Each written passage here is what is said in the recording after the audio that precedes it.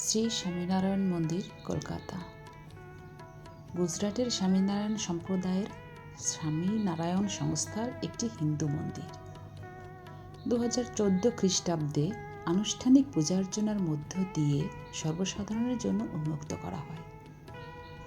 কথিত আছে যে ভগবান স্বামীনারায়ণ এক সময় নীলকান্তবর্ণী রূপে বঙ্গোপসাগরে সাগরদ্বীপে হিন্দুদের তীর্থভূমি কপিলমুনির আশ্রম দর্শনের জন্য এই স্থান অতিক্রম করে যান। কলকাতা মহানগরের প্রতিষ্ঠিত মন্দিরটি প্রমুখ স্বামীনারায়ণ মহারাজের পরিকল্পিত এবং সংস্থা কর্তৃক প্রতিষ্ঠিত। এটি বিশ্বের 5 মহাদেশের বিভিন্ন স্থানে প্রতিষ্ঠিত শিখরবদ্ধ 44টি মন্দিরের অন্যতম। প্রায় 200 একর জমির উপর তৈরি এই শিখরবদ্ধ মন্দিরের অনেকগুলো অংশ রয়েছে। প্রধানত মার্বেল, রাজস্থানের গোলাপি বেলে পাথর আর লাল পাথরের ব্যবহার করে হিন্দু সংস্কৃতির যাবতীয় ঐতিহ্য মেনে একটি অসাধারণ স্থাপত্য কীর্তিতে মন্দিরটি গড়ে তোলা হয়েছে।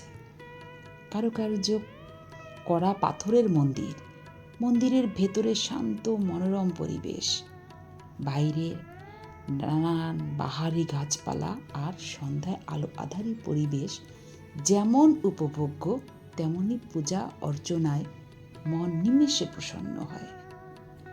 মন্দিরের ভগবান স্বামীনারায়ণ, শ্রী ঘনশ্যাম মহারাজ, শ্রী হরেকৃষ্ণ মহারাজ, রাধাকৃষ্ণ, সীতারাম, হনুমানজি, শিব পার্বতী এবং গণেশজি পূজিত হন।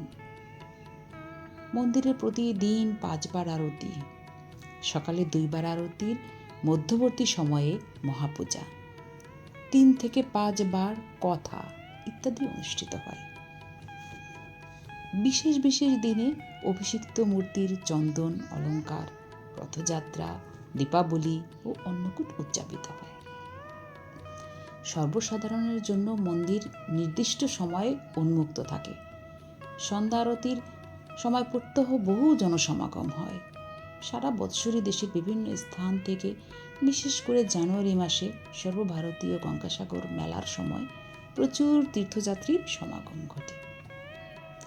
শ্রী স্বামীনারায়ণ মন্দির কলকাতার অবস্থান দক্ষিণ কলকাতার শহরতলির আমতলার কাছে, বিষ্ণুপুর থানার ভাষার 14 নম্বরে।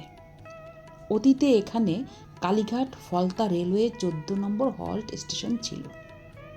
কলকাতা মহানগরের মূল কেন্দ্র হতে জাতীয় সড়ক 12 নম্বর ডায়মন্ড হারবার রোড বরাবর দূরত্ব 19 কিলোমিটার।